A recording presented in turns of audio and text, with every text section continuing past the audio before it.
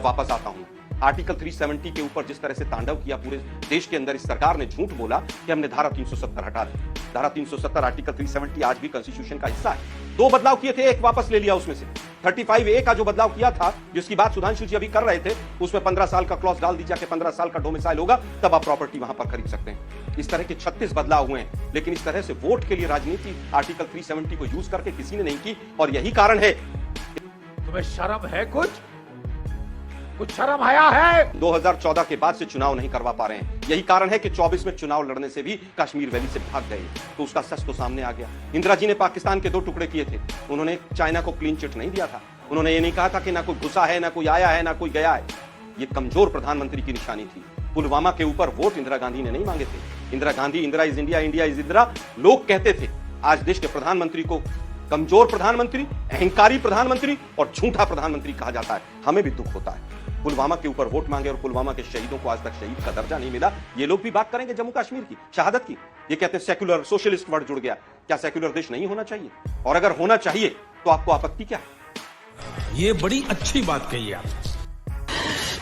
साले को बम से उड़ा दूंगा एक बार हाथ में आ जाए तो। और अगर नहीं होना चाहिए तो बिल लाते उसको हटवा देते। 10 साल से पकौड़े तल रही थी आपकी सरकार। ये सब चीजें उठाकर मैं बहुत देर से सोच रहा था कि हिंदू मुस्लिम करने की बात अभी तक नहीं आई। सहारनपुर पे पहुंच गए। सहारनपुर के व्यक्ति ने, जो सांसद बना है, उसने देश से माफी मांगी। हमारी पार्टी में नहीं थे जबकि उस समय पर वो माफी मांगी और सहारनपुर की जनता ने उनको जिताया और हिंदू मुस्लिम का जो आपका एजेंडा था उसको फेल किया। सहारनपुर की जनता उसमें विजयी रही।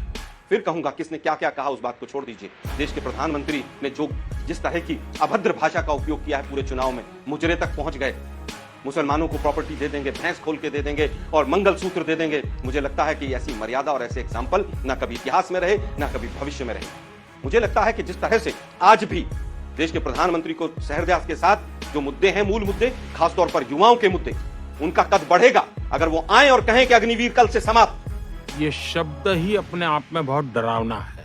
अच्छों को ये हिला देता है। वो आए और कहें कि नीट का एग्जाम खत्म और नीट के ऊपर दोबारा से हम इसके ऊपर एग्जाम कराएंगे। लेकिन दिक्कत यह है कि आरएसएस के तमाम लोग इस नीट के एग्जाम से जुड़े हुए हैं, वो हिम्मत नहीं कर पाएंगे।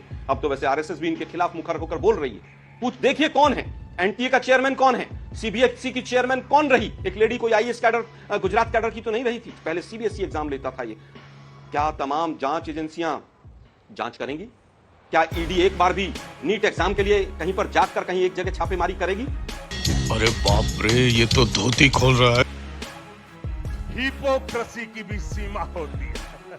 40-50 लोग तो सुना बिहार में अरेस्ट हुए पड़े हैं। वो कह रहे 30-30, 32-32 लाख रुपए में हमने पेपर खरीदा है। यूपीएससी का चेयरमैन कौन बना है? एसएससी का चेयरमैन कौन बना है? क्या उसके तार भारतीय जनता पार्टी, आरएसएस या गुजरात से तो नहीं जुड़े हुए हैं? पिछले 10 साल का पूरा खाका आप निकाल कर देख लीजिए।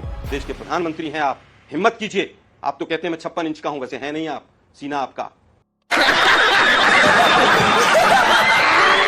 आप आइए और कहिए नीट का एग्जाम कैंसिल और अग्निवीर योजना समाप्त। मैं कहूंगा कि युवा आपकी जय जयकार करेगा, लेकिन आप कर नहीं पाएंगे क्योंकि आप केवल तुलना कर सकते हैं कपड़ों में पंडित नेहरू से और इंदिरा गांधी से।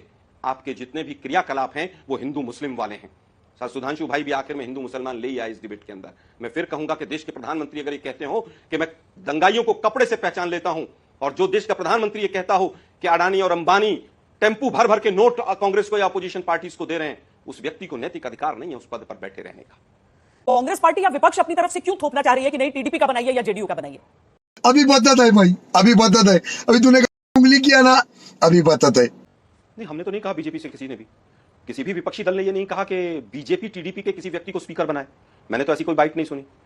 अभी संजय राउत जी की बाइट में सुन रहा था आज तक, पर उन्होंने भी 2 शब्द इस्तेमाल किए और उन्होंने कहा कि टीडीपी अगर अपना स्पीकर लेकर आती है तो हम आपस में बातचीत करेंगे, इंडिया गठबंधन के लोग, और कोशिश करेंगे। बातचीत और कोशिश 2 शब्द इस्तेमाल किए। तो हम तो थोप ही नहीं रहे। देखिए उनकी सरकार है, उन्होंने सरकार बनाई है, वो सरकार चलाएं अच्छे से। एक अलग बात है कि हथियाई हुई सरकार है ये, तमाम जांच एजेंसियों की और इलेक्शन कमीशन की और तमाम, आज आप देख ही रहे हैं अखबारों में और तमाम चीजें क्या खबर चल रही हैं। तो हथियाई हुई अल्पमत की सरकार है, लेकिन उनकी सरकार है और स्पीकर पद उन्हीं को है, उनको बनाना है स्पीकर। अगर स्पीकर भी नहीं बना पाए तो सरकार गिर जाएगी। अब दूसरे विषय पर आते हैं। अभी सुधांशु भाई मेरे बहुत अच्छे मित्र भी हैं, इन्होंने मर्यादा की बात की, इन्होंने परंपरा की बात की। तो डिप्टी स्पीकर की परंपरा की हम बात कर लेते हैं। Deputy speaker maximum time opposition parties को दिया गया, ये परंपरा रही है। अब आगे वो परंपरा रहेगी कि नहीं रहेगी वो तो समय बताएगा। डिप्टी स्पीकर पिछले सत्र में रहा ही नहीं, ये शायद पहली बार था। पहली बार हुआ है कि 150 सांसदों को सस्पेंड करके आईपीसी के ऐसे कानून पास करा लिए गए। पहली बार हुआ है कि सेलेक्ट कमिटीज को मैटर सबसे कम गए। पहली बार हुआ है कि जेपीसी के माध्यम से कोई किसी तरह की कोई बात ही नहीं करता है। पहली बार हुआ है कि आप देखिए 3 कृषि के काले कानून हो, नोटबंदी हो, बड़े बड़े फैसले। ये बड़ी अच्छी बात कही आप। कहा गया कि चर्चा नहीं हंगामा हो रहा था और इसीलिए कार्रवाई जरूरी थी। वाह बेटा, लगता है तुम गू खा के ही मानोगे। हम नहीं कह रहे हैं, तमाम सांसद कह रहे हैं, तमाम लोग कह रहे हैं। आज चिराग पासवान जी खुश हो रहे होंगे, 5 में से 5 सांसद हैं। पिछली बार उनकी पार्टी 4 लोगों के साथ तोड़ी थी इन्होंने। एनसीपी को हो या शिवसेना को हो, सबके सिंबल भी कहां जाएंगे वो भी किस तरह से तय हुआ था, सबने देखा था। आप कहें कि साहब वो तो कोर्ट का निर्णय आ गया था, उसने निर्णय दे दिया था। मुझे लगता है कि ये सब तोड़फोड़ की राजनीति अब बहुत ज्यादा नहीं चल पाएगी और इसीलिए बीजेपी घबराई हुई है। पीएम सईद साहब डिप्टी स्पीकर रहे 12वीं और 13वीं लोकसभा के अंदर, कांग्रेस के थे। मल्लिक और जनैया जी केरला से थे, वो रहे। सूरज भान अंबाला से रहे। सब अपोजिशन के लोगों ने अकोमोडेट किया, लेकिन उस समय पर गुजरात मॉडल नहीं था कि दूसरे लोगों की पार्टियों को तोड़ा जाए और सरकारें बनाई जाएं। जिस तरह से आज ये हथियाई हुई सरकार है, हथियाई हुई सरकार कह रहा हूं मैं, कहीं एग्जिट पोल, कहीं मीडिया, कहीं इलेक्शन कमीशन, कहीं जांच एजेंसियां, कहीं पर प्रशासन, कहीं डीएम, कहीं बनारस में नॉमिनेशन रिजेक्शन, चारों तरफ से हथिया कर ये सरकार बनाई गई है। मुझे अपने घर जाना है। बस हवा निकल गई। लवणेन भोज्यम